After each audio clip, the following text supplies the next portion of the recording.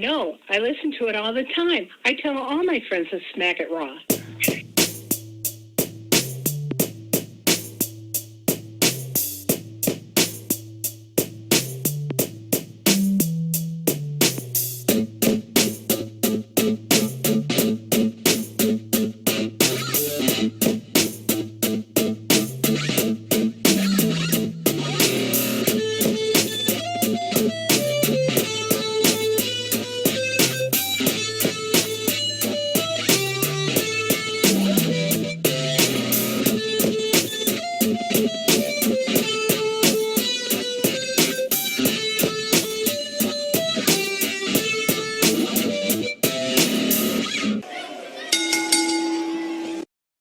Following podcast contains mature content. The views and opinions expressed by the host are not necessarily those of the host. Listener discretion is advised.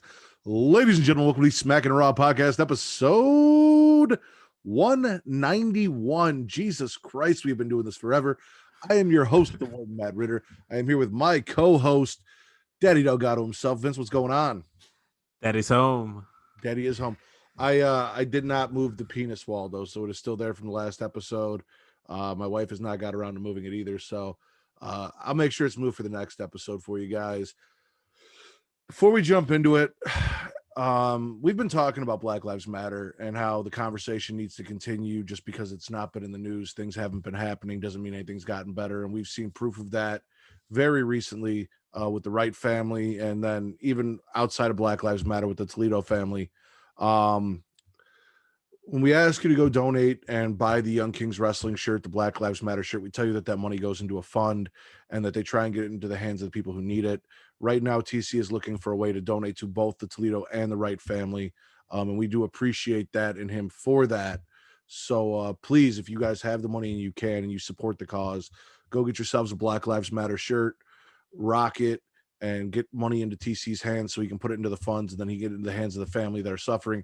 There's also a lieutenant in the Army, it was back in December, who was threatened by police in Virginia, threatened with execution, basically, by police in Virginia.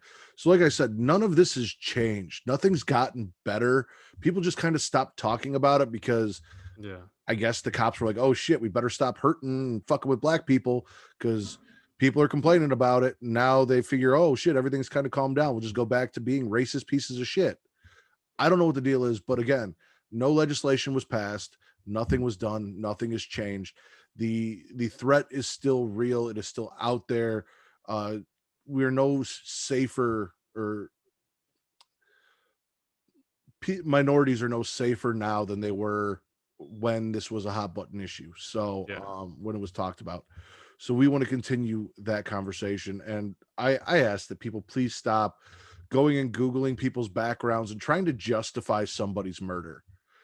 It's sickening that instead of looking at the people who killed somebody and asking why they did it and what could be done to prevent this from being happened again, we try and justify somebody's actions at the cost of somebody's life. Yeah, so definitely. Please stop that. We don't have everything's going to be really fucking somber today because all the news is kind of shitty news. So when we get into news and rumors, first off, Ivelisse released from AEW. She said that she spoke out against abuse. Apparently, this is or not like physical abuse, but like harassment. Mm-hmm. She said that this is a continuing trend in her career where she speaks up against being harassed or whatever, and then she loses jobs. I've seen a lot of people saying, well, maybe if this keeps happening to you and nobody else, then maybe you're the problem. There were a lot of people pointing out how she was no selling for Thunder Rosa in their matches because she didn't like Thunder Rosa on national TV, and why that was a problem, and that maybe it's her attitude and not necessarily people backstage, this and that. I don't know the deal. I'm not going to make a judgment call. I just hate anyone to see anyone released from their contracts, especially after speaking out about alleged abuse or alleged issues with the company. Though, to be fair, again, nobody else has come out against AEW or its facilities and said, hey, yeah, no, she's right, the shit's going on. So I I don't know. But yeah, she is no longer with AEW. I believe Diamante is still there. Thunder Rose is still there. Yeah, But I think they Ivelisse is still. gone. Yeah. And then speaking of people gone, April 15th, we gotta come up with a name as an IWC for April 15th, because it's now the second year in a row the WWE's done its quote unquote spring cleaning. It's weird to me because normally after WrestleMania, you're hyped for the Raw after WrestleMania, right? Yeah. The last 2 years, and we'll talk about this year, Raw after WrestleMania has kind of sucked. Like nothing's really happened. Now, we Yeah. gave him a pass last year because COVID, there were no fans, this and that, blah, blah, blah. This year, different story. Thunderdome is status quo. This is how wrestling is now. No reason why we can't do something big. But now, instead of being hyped for the Raw after WrestleMania, we're all going to be in fear next year of Yeah. April 15th and the releases and what wrestlers may no longer be a part of the roster, because this is now a trend. Like last year it was April 15th for the main roster and 16th for NXT. I did not see any releases today for NXT, but definitely we lost Samoa Joe, Mickey James, Peyton Royce, Billy Kay, Wesley Blake, Bo Dallas, Kalisto. Kalisto, and Mojo Rawley. Yeah. I think that's it. I think that's it. Chelsea Green. And Chelsea Green, yes, I'm sorry, and Chelsea Green. So a lot of talk, a lot of discussion about why. I have heard rumors that Samoa Joe wanted to wrestle and WWE wasn't clearing him medically to do that. That's why they wanted him on commentary, because he did have a severe head injury, and that maybe this was Samoa Joe asking for his release so that he could go do what he wanted to do, because WWE didn't want him to continue. And if that's the case, that's fine. I would love to see Joe do whatever he is. I wanted to see him do it healthy. So like if he's cleared by doctors and he can go, and WWE just doesn't want to take on the liability of it happening again, that's one thing. But if this is what Joe wanted, then let Joe go. I hated to see Billy Kay go and Mickey James go. I feel like those are, and Peyton Royce, like those are talent. Like Billy Kay was on fucking WrestleMania.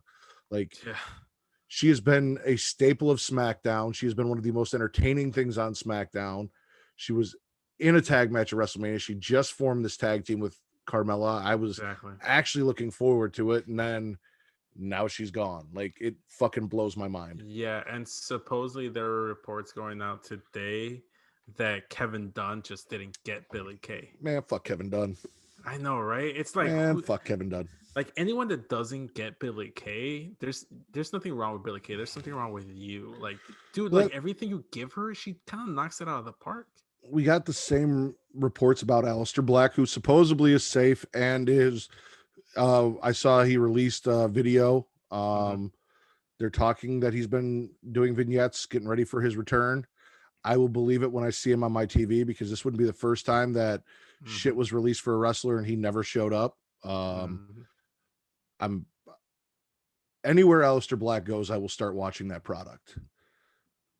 Same thing with Samoa Joe. Anywhere Samoa Joe goes, if I'm not already watching that product, I will be watching that product. If he ends up in NWA, I will start watching NWA. If he ends up in New Japan, I will start watching New Japan. If he ends up in Impact, why do you sound so reluctant? Because I don't like New Japan. I've tried to like New Japan. I don't like New Japan. Same thing with Impact. Like if I have to, I'll try and watch Impact. And hopefully Samoa Joe will make it better for me. But with Samoa Joe, I feel like the world is his oyster.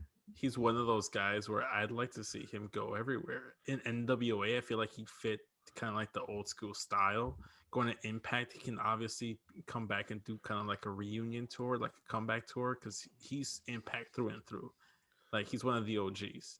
Yeah, he was one of the original reasons why I even was interested in that company. Yeah. New Japan, he's got options over there with Tomohiro Ishii is one name that everybody keeps throwing out there that I'd like to see. Also, Minoru Suzuki would be a great matchup, but also just because this man can keep his name anywhere he goes, he's actually a WWE Release guy that I feel like can make a big splash in AEW. That's where I want to see him. Now, I'm not saying that I am confident that AEW is going to put him at the top of the card and book him the way I'd want to see him booked, but at least it's a show that I'm already watching, and there are options over there that I would like to see, and guys I would like to see him wrestle over there that I think would be really entertaining. I would love to see him get a run as AEW champion, Say what you want about ex-WWE guys. He's not really an ex-WWE guy. He's an No. ex-Impact guy who did a stint in WWE. It's different. He built his name outside of WWE. Yeah. He's not a WWE quote unquote homegrown talent or homer or whatever you want to call it. So I think that more or less you kind of get a stigma for guys like Cesar Benoni, who's only been in WWE. I feel like stuff like that, like maybe even like a Jack Swagger, but guys like Samoa Joe, even a Christian Cage, who's made his name outside of WWE, like that's yeah, but see, Christian made his name in WWE and then got bigger out or got that main event spot outside. But Christian was Christian because of that. Matt Hardy was Matt Hardy because of WWE. Samoa Joe wasn't Samoa Joe because of WWE. Samoa Joe before WWE. And that's my point. Is this is not another guy that's like, oh, they're just taking another WWE talent, because he's not. No. Tucker was also released. I forgot to mention Tucker. Yeah, Tucker. Yes, he had a few interesting tweets saying that I can't wait to share my story. Yeah. So, well, I saw that he was pissed off that Heavy Machinery broke up and all these other things. So he's got something to say. We'll see what he has to say. That's a guy I feel like would fit really well in NWA. Obviously, I'd like to see Iconics down in Impact Wrestling, because you can either pair them up with Tennille Dashwood, which they have history with. They're being close friends. They're all Aussies, but also they have women tag team titles over there. And these women, the Iconics, Mickie James, Samoa Joe, Chelsea Green, Kalisto, this talent being released and being out on the market, it makes me curious as to what they're going to do, and will make me interested in the product that they go to. Like, I may follow a Billy Kay and a Peyton Royce to Impact and be like, okay, they're on Impact now. And if Samoa Joe goes over there, like, okay, now they've got this. I know they've got some other female talent I'm interested in. Let me go start watching this regularly. Yeah. I've tried before. I didn't love it, but let's try it again. Yeah, so we'll have to see where everyone lands around July, because they all have 90-day no compete clauses. Yeah. But apparently all 90 days expire on a Wednesday. So perfect timing for I've been seeing so many memes. Like, there's like the one meme about the dude that's just like going like this with his hands, rubbing his hands together. It's like Tony Khan, like after the 90 days ends on the Wednesday, he's just like savoring the moment. I don't know. I think it's just selective. It depends on on the wrestler to wrestler basis as to whether or not it feels like they're just like hopping over to AEW as the next best thing. But like some guys I do want to see in AEW just to see them kind of be unleashed, or maybe even an Impact. But there are other guys that I just don't care for. It just really depends on the wrestler. I hear you. All right, where do you want to start? Raw, SmackDown, NXT, or AEW? Let's get Raw out of the way. Get Raw out of the way. Yeah, because it was a shitty Raw after WrestleMania. So we got a new announced team. It's Corey Graves, Adnan Burke, and Byron Saxton. We kick it off with Voldemort pissing off Bobby Lashley, then getting a match with Lashley. Lashley defeats Voldemort. Rhea ushers in a brutal new era, and she's ready for Asuka in a promo. The Hurt Business loses to the returning Viking Raiders. Asuka then says she is ready for Rhea in an interview. Charlotte returns. Awesome promo from her. We get Asuka versus Rhea, which ends in DQ with Charlotte attacking. The Miz and Morrison run into Maurice backstage. She's a guest on Miz TV. Miz takes credit for Bad Bunny's match. Damian Priest interrupts. We get a handicap match that Priest loses. Shania make fun of Mandy's slip. And then the Sexy Muscle Friends take out Nia backstage. Not the nip slip from Dana Brooke, the slip from Mandy Rose, because we had both at WrestleMania. We get an Alexa's Playground that pissed me the fuck off. Mandy and Dana versus Nia, and with Mandy and Dana getting counted out on purpose, which was weird. Her business message from MVP. Drew confronts MVP. Drew wants to knock Bobby down at his peak. Drew needs to get back to Braun and MVP let Drew know he needs to go to the back of the line. Braun wants a shot as well. Then Randy shows up. We get a triple threat match in the main event. Winner taking on Bobby at Backlash. Elias and Riker interrupt the New Day. New Day defeat Riker and Elias. And then Drew defeats Braun and Randy. And then after the match, T-Bar and Mace jump Drew with MVP watching from the ramp. What are you swallowing for Monday Night Raw? Um, Oh, we also had a Firefly Funhouse that I did not mention.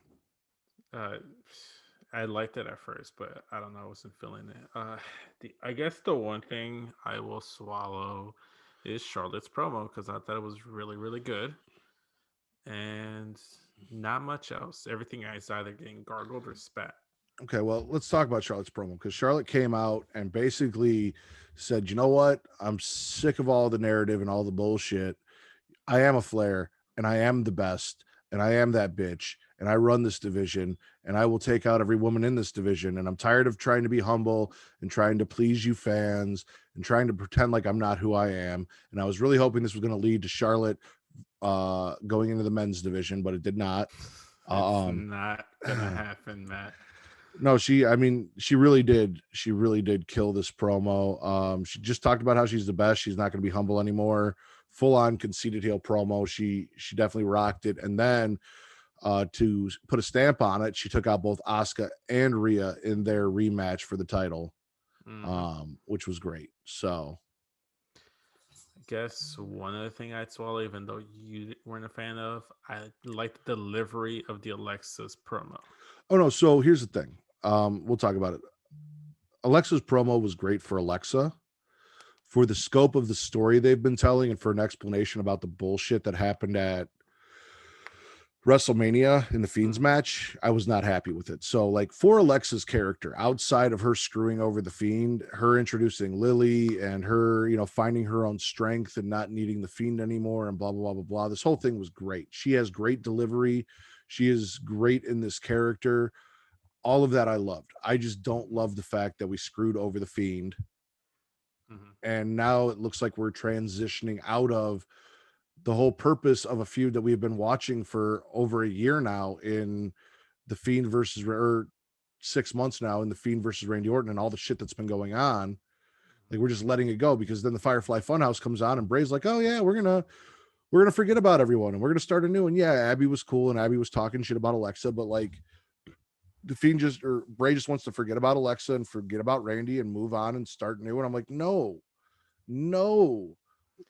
I heard that supposedly that was one of the matches that got changed last minute, like a few hours into the day of the show.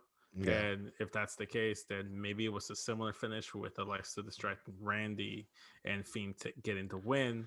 So they kind of just pivoted in a different direction. Okay. I don't know. Two things I'm going to swallow. I'm going to swallow Voldemort, Matt Riddle getting his ass beat by Bobby Lashley again. I knew. Need that. Love that. And also the return of the Viking Raiders. I love the Viking Raiders. I love the Viking Raiders. I love them more as the War Raiders, but I love the Viking Raiders. They came back. They beat what I'm now dubbing not the Hurt Business because Shelton and Cedric are still a tag team, but they are not the Hurt Business anymore. Oh, but they're still hurting. And I'm going to swallow the Mason T-Bar stuff at the end of Monday Night Raw, and this is why. It's a preliminary swallow. Yeah. If they come out next week and MVP demasks them and dubs them Dominic Dijakovic and Dio Madden or whatever and says, these are, these guys were forced to do this and blah, blah, blah, blah. These are real bad motherfuckers. Those guys standing next to Bobby Lashley, that being the new Hurt Business and letting them be physical and dominant and badass. Yep. I'm down for that. So pending, as TC would say, because he sat here and argued with me through all of Monday Night Raw, just wait and let it play out and see what happened. No, fuck that. Reed convinced me to do that dumb shit after the Fiend got lit on fire, and now here we are. So no, I'm not gonna do that shit. I'm not gonna wait and let it play out. I'm gonna be pissed. And if I'm wrong, I'm wrong, and I'll apologize for it later. But I've been pissed for too long to just continue to not be pissed and bottle it up inside. Anyway, this I am going to let play out. I want to see what they do with this because this could be entertaining. These two guys with Bobby Lashley, like this could be like a real hurt business if they let them be big, bad, dominant motherfuckers. Heck, bring in Mia Yim. Oh, poor Mia Yim. Where the fuck is Keith Lee? Like, how did Keith Lee not return on the Raw after Mania? Like, what the fuck? I don't know. I don't know. There's so much wrong. Speaking of like showing up on Raw, Did the greatest wrestler in the world, Sheamus, show up? Did our He did United not. States? He did not. But do you want to talk about how you're a Sheamus Stan account? He was on Raw Talk, but he was not on Monday Night Raw. Okay. We did talk on Young Kings Wrestling when I did the recap for Night 2 of WrestleMania about you officially accepting Sheamus as your Lord and Savior. I have. So for those of you that may not be following me on Twitter, which I don't know why you shouldn't, go ahead and follow me at SES Vince. I kind of like a few hours before the match, before WrestleMania, I just kind of tweeted. Can I find the actual fucking tweet? Give me a sec here. If you find it, you find it. But basically, it was, if Sheamus wins, I will officially become a Sheamus Stan account. Yes, and that was essentially what the situation was. Was like, hey, you know what? If Sheamus beats Riddle and becomes the new United States champion, I will take back anything negative I have ever said about the man and stand the fuck out of him, which I have. If you check my bio, it says the official Sheamus Stan with the eggplant and like splash emoji as per the Smackin It Raw show. We So appreciate I it. kind of had to do that. And then after he won, I did a whole congratulations tweet. It's like, congratulations to the GOAT Sheamus. You deserve it, King. So proud of you. Hashtag WrestleMania. Hashtag fella for life. Hashtag new champ. Gotta make that to a shirt. Sent in a design for a Fella for Life t-shirt Fella already. for life. Yeah. So we will work on that once Travis gets our new merchandise set up and running. We will have that up on the shop for everyone to go check out and go get. I'll go to my local print a shirt shop and No. my own shirt. I've tried that. Travis does not like that. Do not do that. You will piss him off and he will fire you. I was trying to get Smackin It Raw podcast t-shirts out before Travis was ready to do it. And he said, anything that we make needs to be available for sale.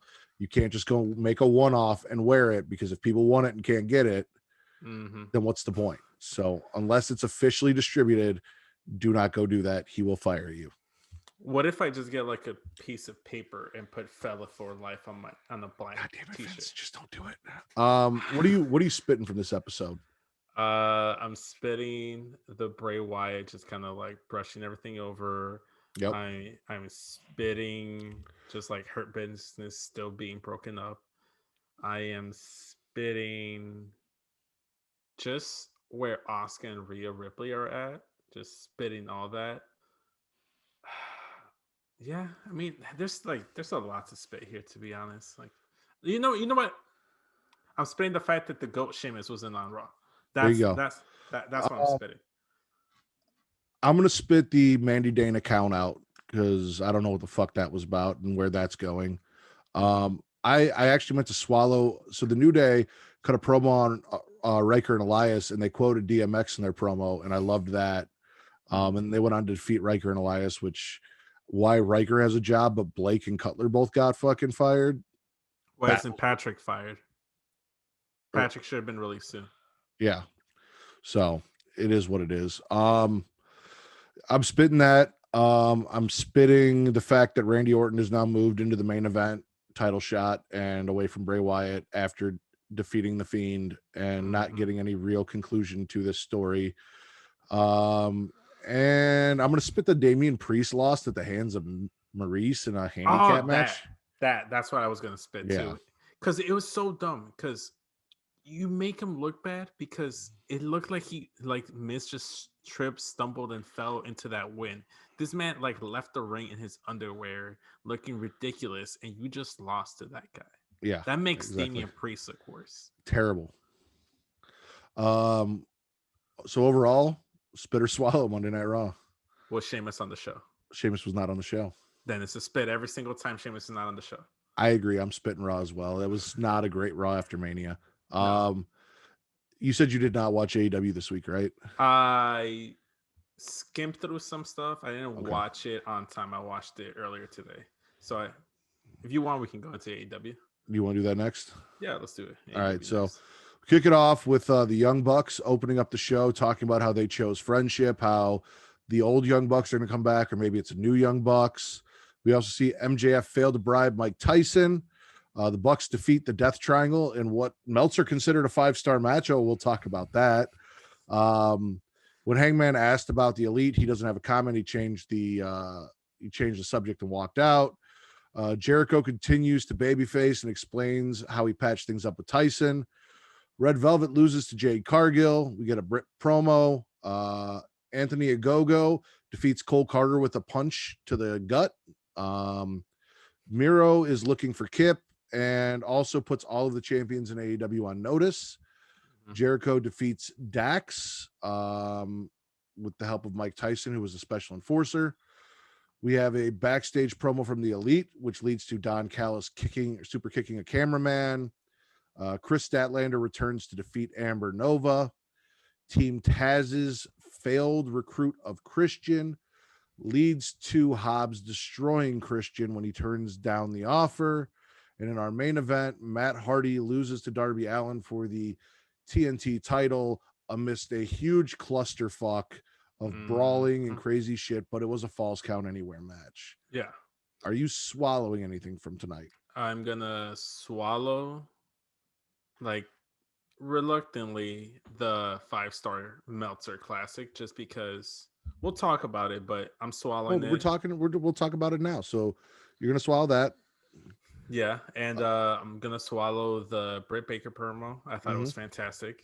I'm gonna swallow the Elite promo because it just kind of felt like OG Elite when they were over in New Japan. I kind of liked the vibe they gave off. It wasn't the best, but still was pretty solid. And I kind of want to swallow the Inner Circle promo with Jericho. I thought it was really good.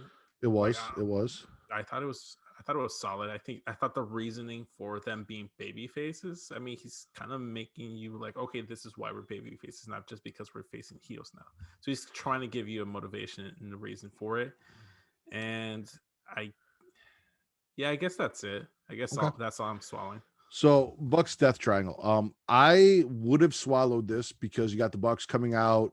They got the Dior Nike ones on, and they talk about how fake knockoff ones, possibly. They talk about how basically Don Callis bought them new gear. This is a different Bucks, blah blah blah. But when I saw that Sasha Banks versus Bianca Belair at WrestleMania got 4 stars, that Cesaro and Seth got 4.5 stars, and that this tag team match got 5 stars.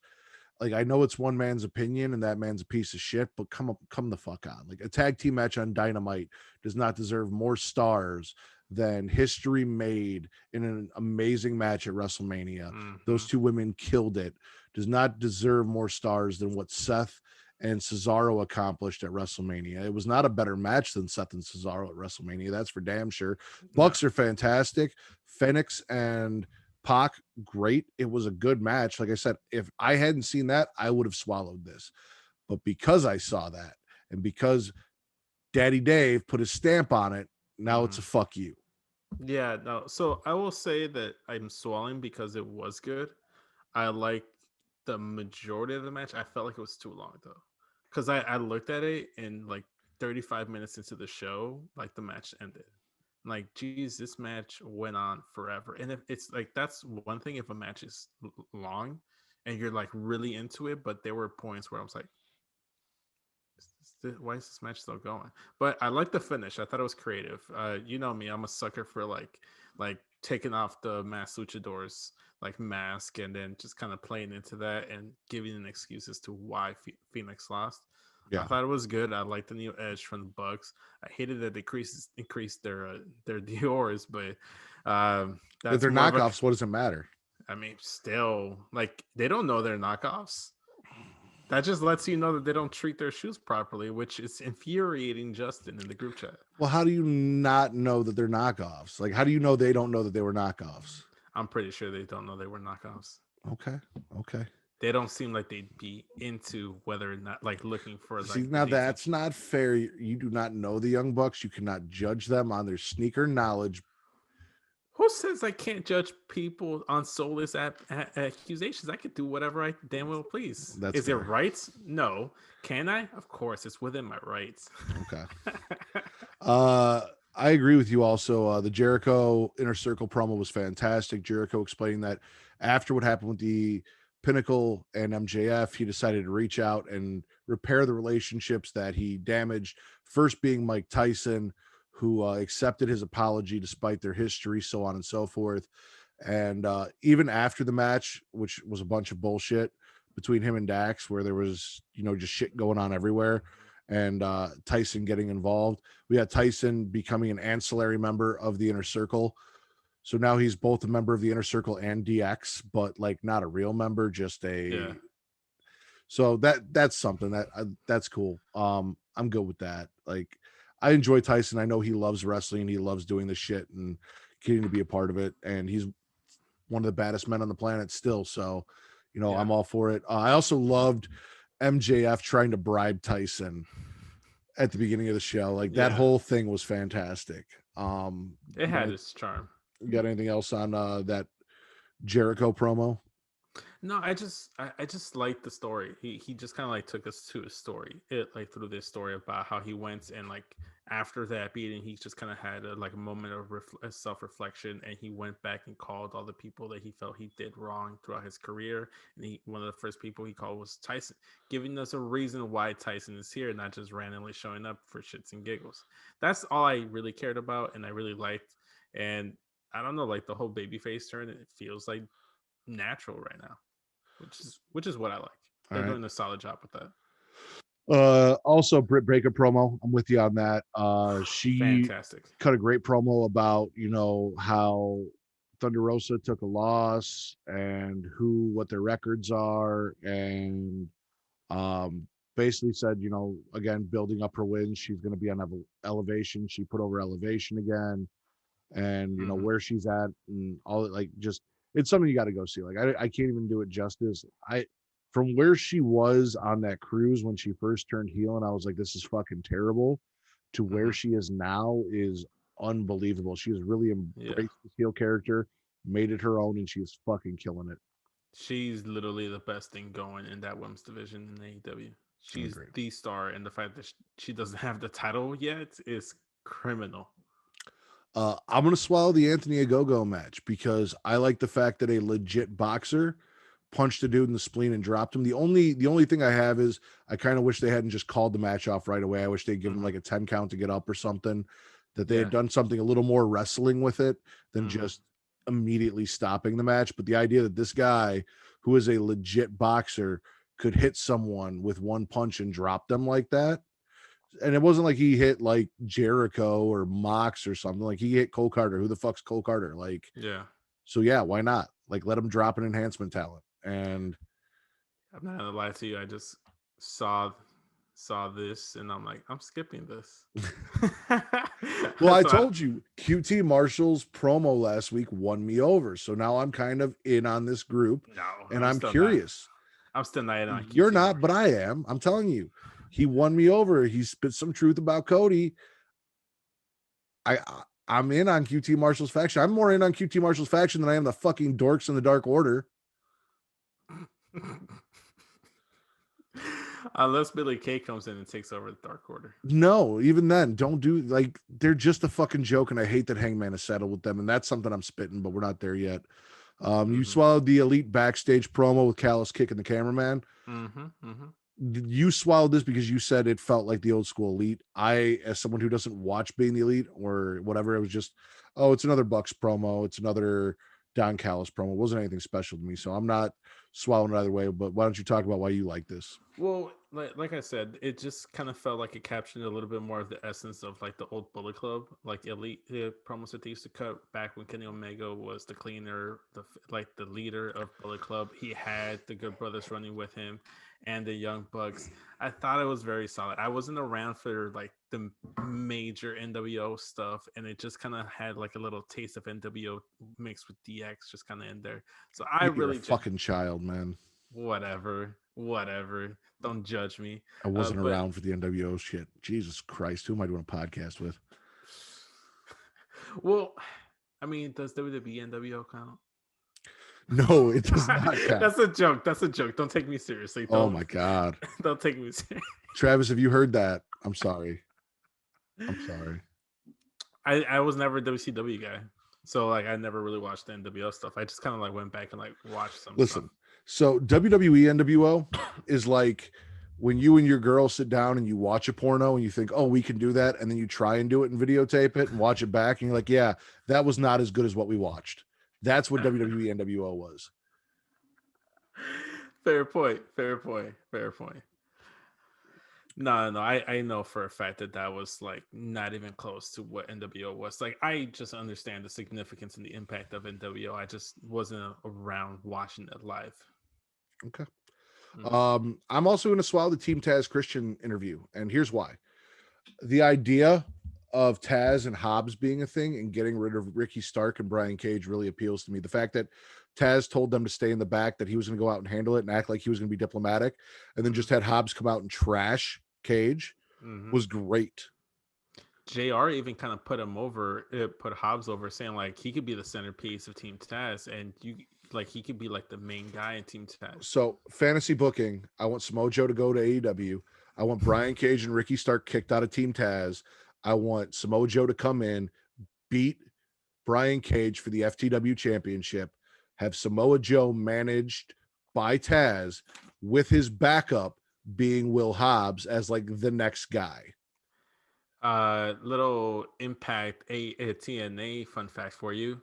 Taz actually managed Samoa Joe in TNA. So it'd be going back to some history. So there's some history there. If you bring in Samoa Joe later in the summer, you can go back to this feud with Brian Cage or with Christian Cage and have Christian Cage versus Samoa Joe, which is going to be a fantastic match, which we've seen before. Yeah. So exactly. That is also a possibility. So yeah, no, I'm down for that 100%. Brian Cage is already turning on Team Taz, so get him the fuck out of there. Ricky Stark doesn't need Taz, so get him the fuck out of there. Stick Hobbs with Taz. Get in a guy like Samoa Joe. Run with that, and I'm all for it. What are you spitting from AEW that you saw? Spitting from AEW, the main events. Yeah, there was too much shit going on. I'm not a fan of Matt Hardy right now. I'm not a big Darby Allin guy, and just I didn't care for the main event. I just like literally had it playing in the background. I just wasn't really like caring that much about it. No, I feel you. I saw the coffin drop, which was cool. It's Darby jumping on. Like, Darby is the new Jeff Hardy, and you know how I feel about Jeff Hardy, so it is hard for me to get involved in Darby Allin. Do not compare Darby Allin to Sting, because he is not Sting. He is fucking Jeff Hardy 2.0. If anything, it should be Darby and Matt Hardy, not Darby and Sting. Neither here nor there. My point is, he's cool, fine. He's fun. He actually wrestles better than Jeff Hardy, but he just falls off shit too, like in his own way. Like, it is what it is. And there was so much going on with the Dark Order and the Hardy family office and Scorpio Sky and Ethan Page and Sting, and like just in the middle of the match, like they overbooked the shit out of that main event. I'm with you on that. I'm spitting that. Again, I'm also spitting the Dark Order Adam Page segment, because Adam Page is now not commenting on what's going on with the Elite and pretending like he doesn't care.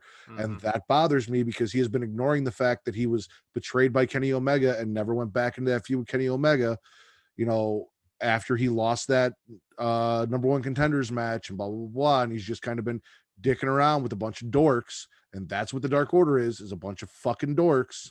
And I don't like it. I don't like it at all. You would think that seeing that the man that did him bogus is the current world champion would motivate him to go after that title. Yeah. Right. Are you spitting anything else? Not really. Everything else is kind of there. All right. AEW, spit or swallow? I'm a gargle it. There was some stuff I liked. I'm with you on that. I don't think it was overall a fantastic show, but wasn't a bad show. There was a lot of good shit and then a lot of meh shit. Red Velvet versus Jade Cargill was Red Velvet versus Jade Cargill. It wasn't a bad match. It was probably better than their last match, or as good as their last match, but that's not like Red Velvet's great. I love her. Chris Statlander, like I liked looking at Amber Nova. Chris Statlander got the squash, the win. She's back. That's cool, but no real significance for the women's division there outside of the Britt Baker promo. So yeah, I'll gargle as well. SmackDown or NXT? NXT. So this is weird. We're on Tuesday nights, and all of a sudden, Karrion Kross is a baby face. Karrion Kross comes out and said him being champ was inevitable, but he's going to take on all comers and beat everyone, and puts over Finn Balor. And we got babyface Karrion Kross. MSK defeats Drake and Dane. And then Killian Dane gets jumped by Imperium. Mercedes wants her money. Jessie Kamea saves Aaliyah from getting a beat down and then loses to Mercedes Martinez, who then gets her money. The Way do an interview about team building, and Indy can't wait to get her hands on Dexter Loomis. Oh, God, I can't wait to talk about that.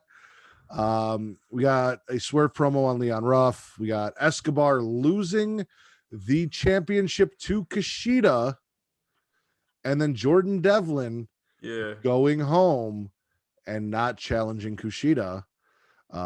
Thatcher is miraculously back, and we're just not going to talk about it. Raquel also turns babyface, gets interrupted by Frankie, who says it's her division, and then we get one of the coolest moments of the week with Raquel, Rhea Ripley, and Bianca Belair. We'll talk about it. I know what you're going to say. We'll talk about it. I already discussed it. I will explain it to you. Do not worry. Okay. Leon Ruff loses to Swerve. Stark has an interview. Zoe Stark has an interview interrupted by Mercedes Martinez, which means that feud is going to be next. And then in our main event, ladies and gentlemen, the Fire Pit, Bronson Reed, and Dexter Loomis not only defeat the Way, but Index is a thing. She is carried off in Dexter's loving arms, and it was the most beautiful thing ever. Yeah. What are you swallowing from NXT, Vince? Okay. I can't swallow the whole show. Well, I can guarantee you there's something we're spitting. Okay, well, we'll get to it. I want to go ahead and swallow Kushida being Cruiserweight champion. Really? Yes, I do. Because I was saying that Kushida can transition to something else. Pete Dunne needed the win. He was like, no, Kushida needs to win. Kushida needs to win. What are they going to do with Kushida? They just haven't done that shit with Kushida. Well, look at what they've done with Kushida. They put the title on him. I think that's perfect. You got what you wanted. Escobar has the title off of him, and he can transition to something else. But see, now this is where everything's asked backwards, because, well, I think that it's bullshit that the guy who lost to Pete Dunne just beat the Cruiserweight champion, but I'm happy that Escobar can now move up the card. You said Escobar was a great Cruiserweight champion. You didn't want to see him lose the title. It didn't. And now he's lost the title, but now you're praising that because you were right about Kushida, in your opinion. No. You're wrong about Escobar being champion, because now you're all excited that he can move on and not be bogged down. No. You misunderstood what I was trying to say. I was just kind of confirming, was that, hey, well, like you were saying, if they want to go that route, Santos Escobar cannot transition into the North American title picture or the NXT title picture. There's something to rehash there, obviously, with Karrion Kross's history there. I was perfectly okay with him being Cruiserweight champion. However, I'm a big Kushida fan. I love Kushida. So how can I be mad if the title's jumping from one of my favorites to another one of my favorites? You know, I can't really be mad here. It'd be like if Aleister Black lost the WWE title to The Fiend. Like how could you, Matt Ritter, be mad at that situation? I wouldn't be mad at that situation. Exactly. I understand exactly what you're saying. You are 100% correct. I thought it was kind of weird. It kind of out of nowhere, but NXT on Tuesday to me just in general felt like a changing of the guard. Like it's like a transitioning. That's why the Karrion Kross and Raquel Gonzalez promos just felt like them switching over to babyfaces, because they knew they were going to be top babyfaces after TakeOver. It felt like they were transitioning to something else, which is leading to the next thing I'm swallowing. That whole interaction between the women's champions of WWE, Raquel Gonzalez, Rhea Ripley, and Bianca Belair, and even Frankie Monet's promo. I thought it was really good. The little banter in between both of them. I liked it. Well, maybe just because I liked the little like Spanish they threw in there. I thought it was different, and I liked that they both could do that. But I liked it. All right. So you're swallowing Kushida. You're swallowing the Raquel stuff. What else are you swallowing? The main event, obviously. We'll talk about that. Main event. I'm swallowing Index. Okay. I saw a 4-person tag and it just reeked of AEW. And if I give AEW shit for doing a multi-person tag match, I'll give NXT shit too, because I saw it. I was like, I'm not looking forward to this match that much. I had it playing, but they won me over at the end. Okay, I'm with you. but I wasn't too enthused. So we already talked about Escobar Kushida. You made your point there. I'm happy Kushida got the title. I'm happy to see Escobar gone. I don't really understand how the guy who lost to Pete Dunne is now beating Escobar, because that almost makes Escobar kind of look bad, because this guy just took a big L and now you just lost to that guy after your big win. That's just my opinion. Yeah, I see that opinion, but I kind of see NXT more or less like anybody can lose to anybody. Okay. I love Karrion Kross's opening promo. I thought it was good. A lot of fire, a lot of passion. Fantastic. I'm behind Karrion Kross after that. All right, so I loved Raquel Gonzalez in this promo.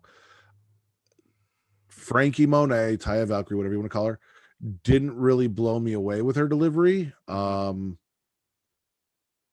that it was bad, but I wasn't like, oh, okay, this is a big deal. This is the next person. Like, she almost felt like LA Knight coming in, where like I expected more and I didn't really get it. She didn't deliver.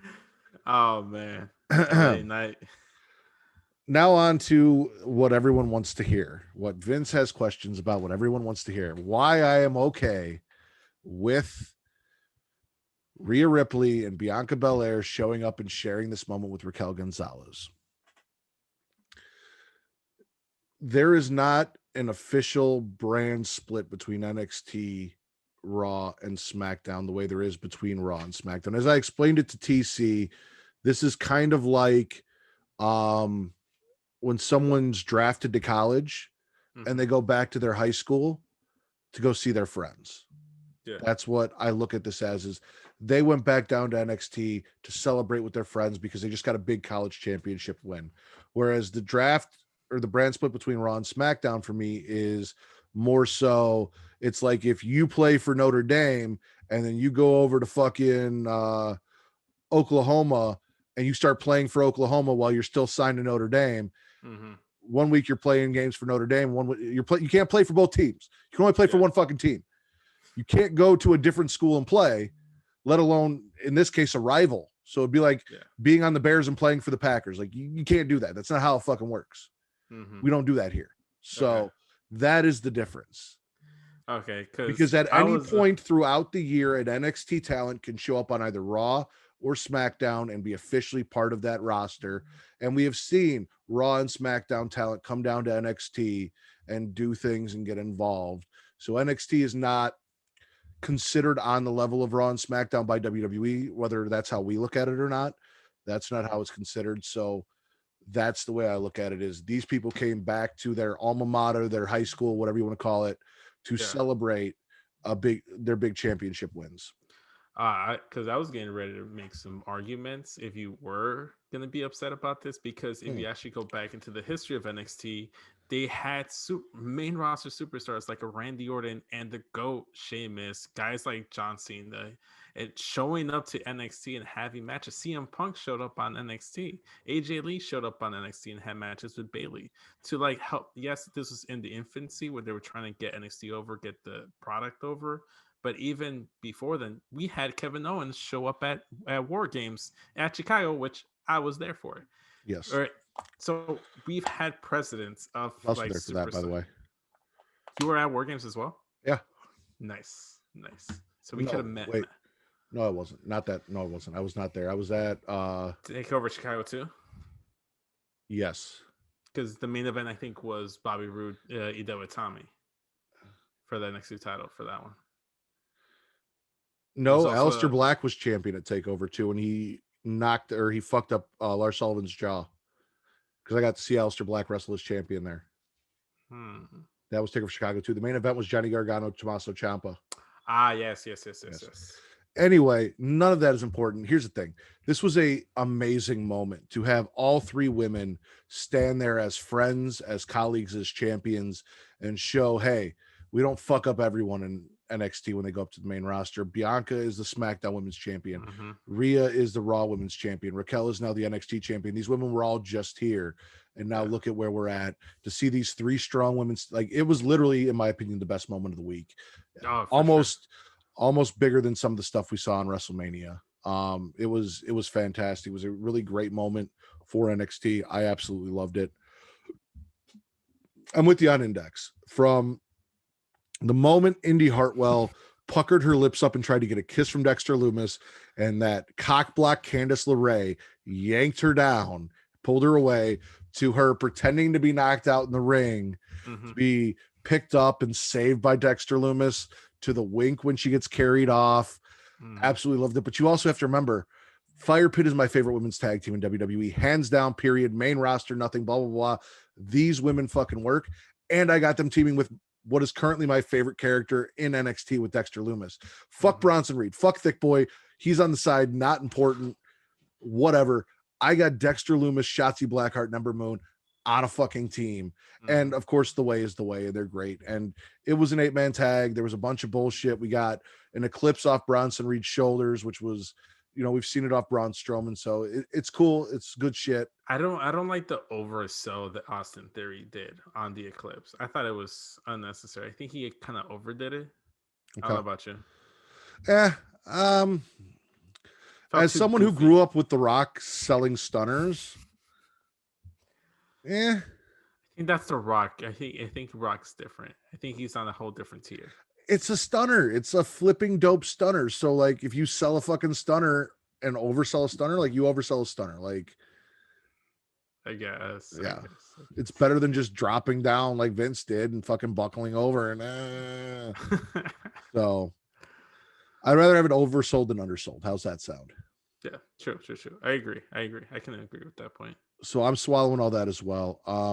What I'm spitting MSK versus Drake Maverick and Killian Dane.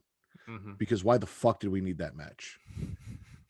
I didn't need the pre-show match where they got the number one contendership. I didn't need to see MSK fight them. MSK got fucking booed in this match. So this did no good for anyone. And then Killian Dane being jumped by Imperium, like the fuck's the point? And unless you want to talk about that a little bit. No, that's totally fine. Okay. I'm also spitting Tommaso Ciampa and Thatcher because like, what the fuck? Tommaso Ciampa fought Walter, got jumped. Thatcher was nowhere to be seen.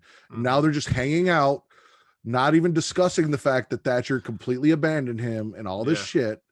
Like, come the fuck on. Like, we're just pretending that's okay. And we're moving on to MSK and we're not addressing the Thatcher Imperium situation.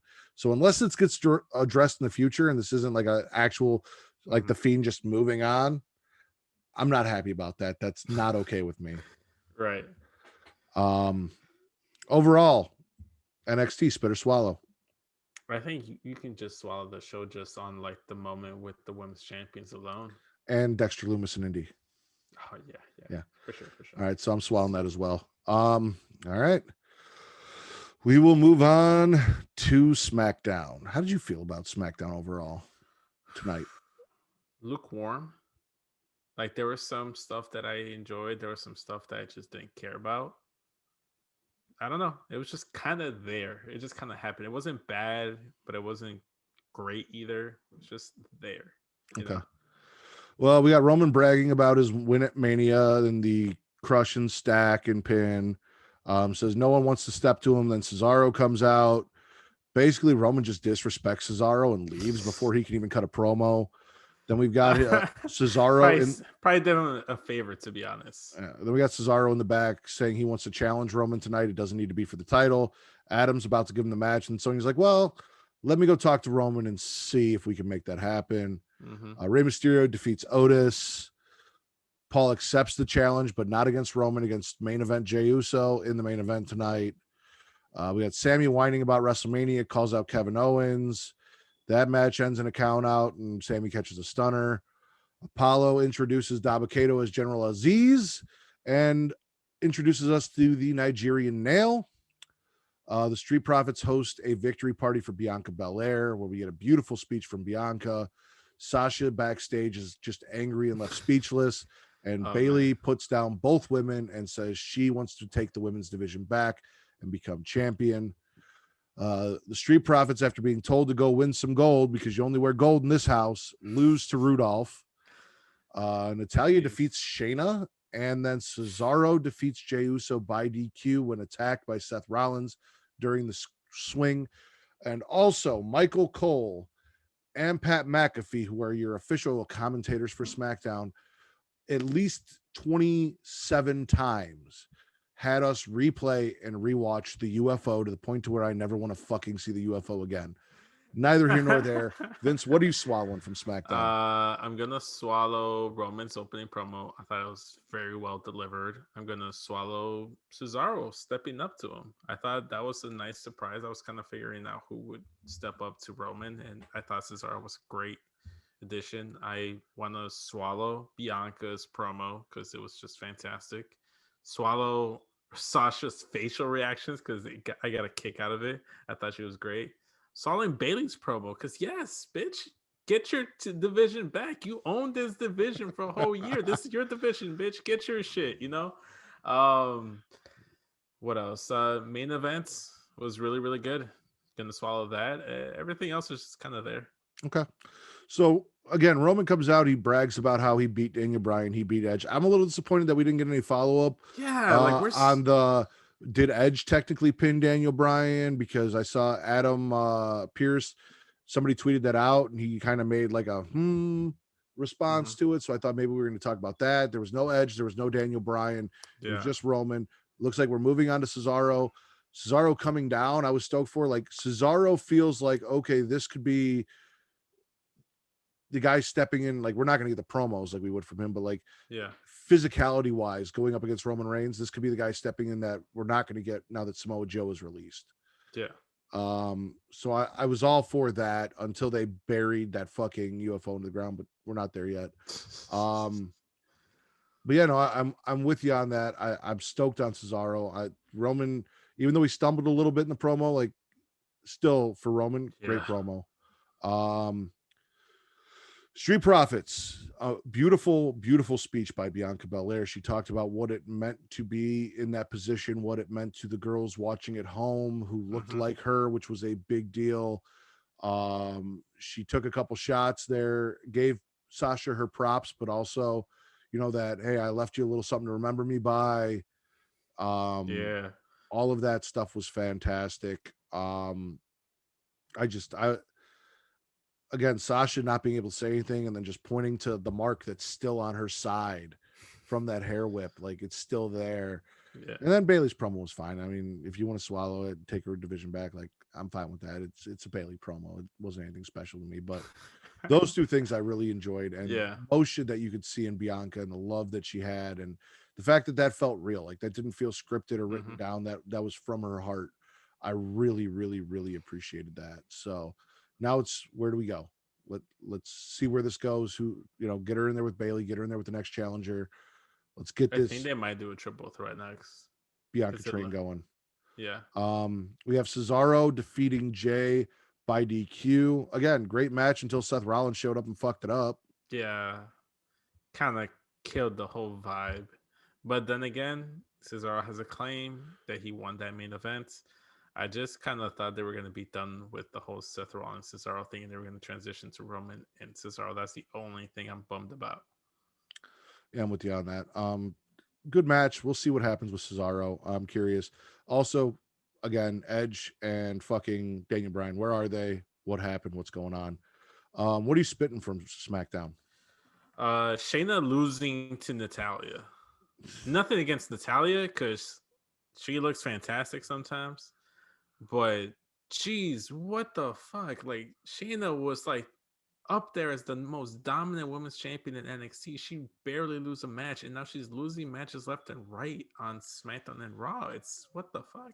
Well, we got that report early on that Vince didn't see the value in Shayna, and we didn't know what was going to happen with Shayna, and then she showed up and she bit Becky in the back of the neck, and that's how that whole thing went. But, yeah, no, I'm with you. This is ridiculous. Like, why is Shayna Baszler losing to Natalya? I swear to God, like, Natalya and Tamina better get a tag team title run out of this, just because I want to see Tamina get a championship run. But like that needs to happen if this is what we're going to do, because I don't want to see Shayna taking L's for nothing. Like, give us something out of this. Put the tag belts on them. Let's have that title run for Tamina. I'm going to spit again, the over sell of the UFO. Because Jesus fucking Christ, they talked about the UFO more than anything. They dubbed it as one of the greatest moments in WrestleMania history. Get the fuck out of here. It was cool. The fuck down. It was cool, but it was not that fucking cool. Mm-hmm. Like Vince must have really loved the UFO. Like He really. either Jesus him or Christ. Kevin Dunn or Bruce Pritchard. Someone really loved it. Yeah. I'm also spitting Apollo Cruz's Nigerian nail, just a Nigerian nail, because it's the Samoan spike. It's way too on the nose. Like, and him saying it repeatedly again, like not necessary, didn't really do it for me. Like, Yeah, General Aziz will ignore that he was Dabakato and Raw Underground existed. Okay, fine, whatever. We'll pretend like that didn't happen. It's wrestling. We're doing that shit. Cool. He's part of the Royal Guard or Royal Security or whatever. mm-hmm. The Nigerian nail thing just wasn't doing it for me. Oh, you know what? I want to swallow that Street Profits Rudolph match. It was a great match outside of Rudolph or fucking Dolph Ziggler coming in and hitting the zigzag. Like I kind of wanted to see Street Profits win, but doesn't take away from the quality of the match. So no, the match was really, really good. Man, Rudolph in general has just kind of been coming into their own as a tag team, right? And did you see Dolph Ziggler had the braid in his hair to kind of? Yeah, I noticed. So, yeah, they're coming to their own. I really don't want to see them as champion anymore, but that's just me. Mm-hmm. Is what it is. So surprising because supposedly we heard rumors that last week's SmackDown was taped and that the Mysterios won the tag titles. Really, I didn't hear that. Yeah, I heard a rumor that supposedly the Mysterios had won the titles and they were actually going to defend them against Rudolph at WrestleMania. Overall, SmackDown, spit or swallow. I'm a swallow. I almost gargled it, but I'm like, I'll swallow. I'm gargling. So I gargled AEW, I gargled SmackDown, spit Raw, swallowed NXT. NXT was best show of the week for me. Vince. Can we cheat and say WrestleMania weekend? No, we cannot. Ah, because only night 1 was decent. Night 2 was garbage. I don't know. Like it's I guess it's subjective. Got better after the first 2 matches, but it was not night 1. Well, here's the thing, because I guess it just depends on like who you watched it with. Because we watched night 1, and we're like, It wasn't until like the Bad Bunny match and the main event that we really were invested in the matches. All the other matches, they were really solid. We just weren't too invested, but we enjoyed night 2 a little bit more. Maybe we just turned up a little bit more on night 2. Yeah, maybe, because the first 2 matches really killed the whole pay-per-view for me. Well, for you, Matt. The Fiend, that was bullshit. Already talked about it, not going to get into it here. And Natalya and Tamina losing to Shayna and Nia again, and now we're continuing that shit. Both those matches really took it down. And also the Nigerian drum fight where they didn't use drums, but neither here nor there. NXT best show of the week. NXT best show of the week. All right, Ben, why don't you plug your socials? As I mentioned at the top of the show, if you want to hear all my Sheamus tweets, I will be tweeting every Monday night whenever Sheamus is on my screen at SES Vince. You can follow me on Instagram as well at SES Vince. Check out the show's Instagram account at Smackin It Raw Pod. Go and subscribe on YouTube because we want our YouTube subs up. Yes, we do. And you guys know you guys can follow me at Matt Ritter. There's MATTRIDDER on Twitter only. Also on Twitter at Smackin It Raw Pod, just like the Instagram. Please go check that out and follow that because, again, you guys are not doing what I ask you to do and getting those numbers up. It's still sitting at like 153. Come on, what the fuck? There are 4,000, almost 4,500 of you following me on Twitter. Way more of you are probably listening to this podcast. Please go do that. I will say I do appreciate the support on Pornhub. We have 13 subscribers over there and over 200 views on Pornhub. So please keep that up. That means a lot to me. And you guys can find us on Pornhub with the link trees that are at Matt Ritter. Also go check out The Creation World on Twitter and Instagram. That's TheCreatia World. Also Facebook.com/Creation World. That'll get you everything. Super Flash Hero of Tomorrow, Dungeons After Dark, Smackin It Raw, The Creation Conversation. All of the stuff that we do here is going to be there for you. And you guys can check us out on Facebook. My guy Mike Willis is holding it down on Facebook for us with our chats and everything. So go check that out at facebook.com/group/Smackin It Raw. And because it is that time of year, if you are a fan of the DC Universe stuff, we do have Super Flash Hero of Tomorrow over at facebook.com/Super Flash Hero of Tomorrow. And everywhere you find our podcast, you can find that podcast. So please go check them out. Look like you had something to say. Yes. Since we weren't talking about WrestleMania and I wasn't on Young Kings Wrestling, I want to go ahead and give props to my boy Bad Bunny for over delivering on expectations. I thought he fucking knocked it out of the park. He absolutely did. He absolutely did. That's Mm-hmm. one thing we did talk about over there on Young Kings Wrestling. So you got to talk to him about getting on. He was looking for guests. Well, here's the thing. I was supposed to be on the show, and unfortunately, I had people over, and I just couldn't. And I told him like, hey, unless you're willing to like start at midnight Chicago time, there's no way I can do it. Okay. Yeah. So. Well, for Daddy Delgado, I am the Warden Matter. We killed the time on this podcast, by the way. Yeah. We are Smackin It Raw, and we are the #1 wrestling podcast on Pornhub. Later, y'all.